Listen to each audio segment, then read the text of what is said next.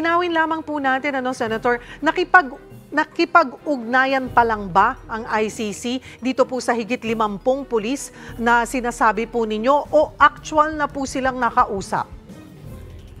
Ang impormasyon po natin na nakuha ay nakipag-ugnayan na ang ICC dun sa mahigit 50 na mga active and retired police officers the past 2 weeks. No?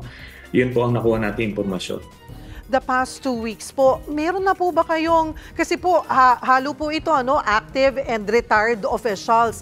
May mga nakausap po ba kayo or kilalang nakipag-ugnayan na po sa kanila dito po sa 50 ito? Hindi po kasi pwedeng mapangalanan kasi mangangani po ang kanilang buhay dahil sila ngayon ay ma-identify na pwede silang maging testigo laban po kay Duterte. Kaya yun po yung confidentiality clause po nila. So wala po kayong nakakausap ni isa dito po sa 50 kung saan nakipag-ugnayan po ang ICC? Hindi po tayo pwede mag-comment sa ganyan mga tanong po.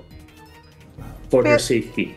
Alright. Pero meron po bang balita kayo or doon po sa nakukuha yung impormasyon na talaga pong ito pong 50 ito ay willing pong makipag-cooperate po sa ICC? Nasa sa kanila po yan. Kung hindi po kasi sila mag-cooperate, ay meron ng ebidensya laban sa kanila. Implicated po sila. So ito po yung kanilang opportunity to exonerate themselves. Pagka hindi po sila sumagot dyan, ay magiging suspects po sila at ganun po, pagka tuloy-tuloy po yung investigasyon na hindi nasasagot yung ebidensya laban sa kanila, eventually ay may elevate po yung kanilang status at it may lead to an arrest warrant via Interpol. Kaya yun po. At sagutin ko lang po itong posisyon ng DOJ spokesman.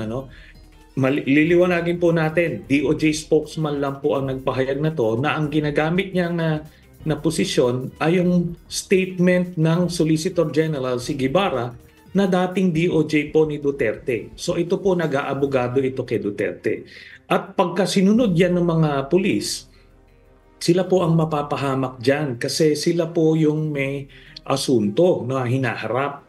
Yung pong sinasabing bawal mag-cooperate yung gobyerno or government officials, this is in relation to your official status, kung magbibigay ka ng dokumento o magbibigay ka ng pahayag na hindi ka involved sa case, pero ito po involved sila sa case.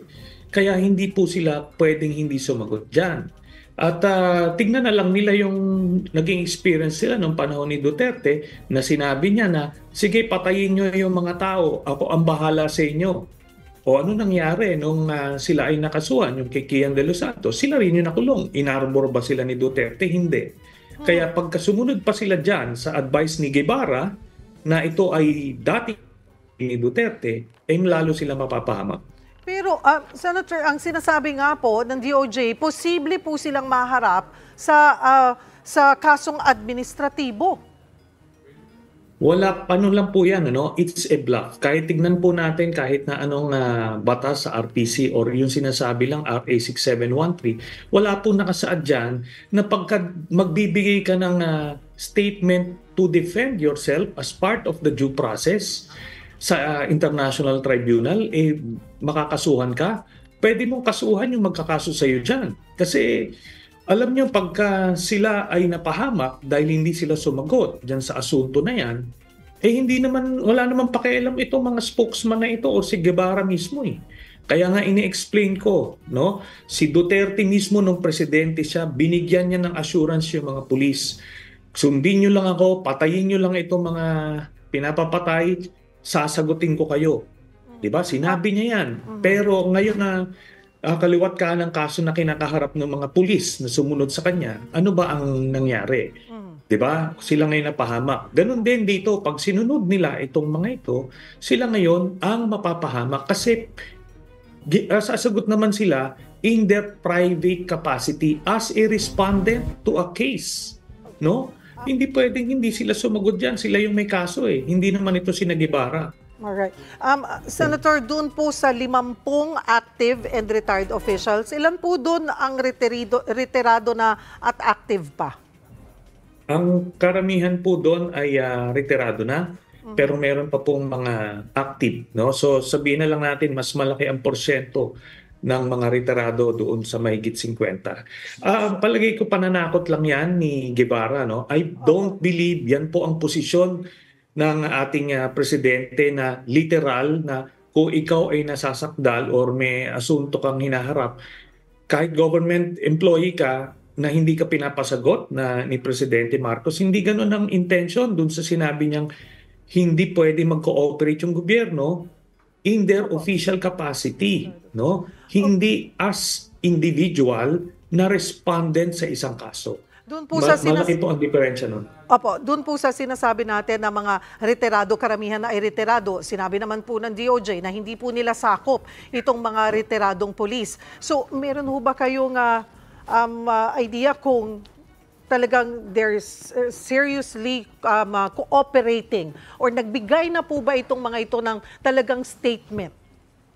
Meron na pong nagbigay, no? Meron na pong nagbigay at meron na cooperate. Pero itong sasabihin natin, hindi ba unfair yan dun sa aktibo na pinagbabawalan silang depensahan yung kanilang sarili, pero yung mga retirado pwede nilang depensahan yung kanilang sarili.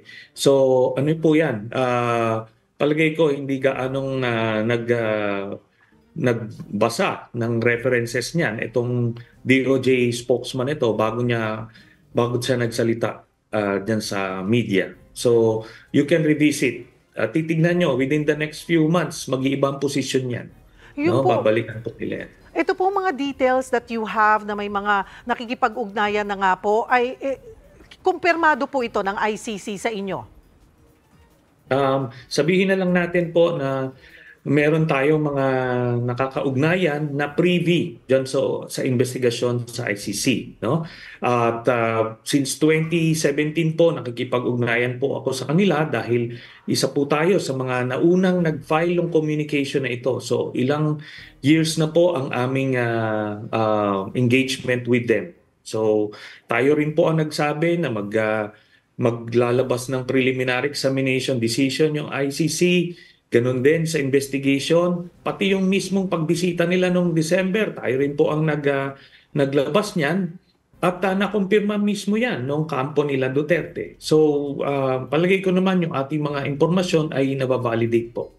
Una na pong sinabi ni Pangulong Bongbong Marcos na hindi kikilalanin ang anumang arrest warrant kay dating Pangulong Rodrigo Duterte at iba pang sangkot sa drug war. Sa kabila po nito, naniniwala po ba kayo na may patutunguhan pa itong investigasyon laban po sa war on drugs noong nakaraang administrasyon?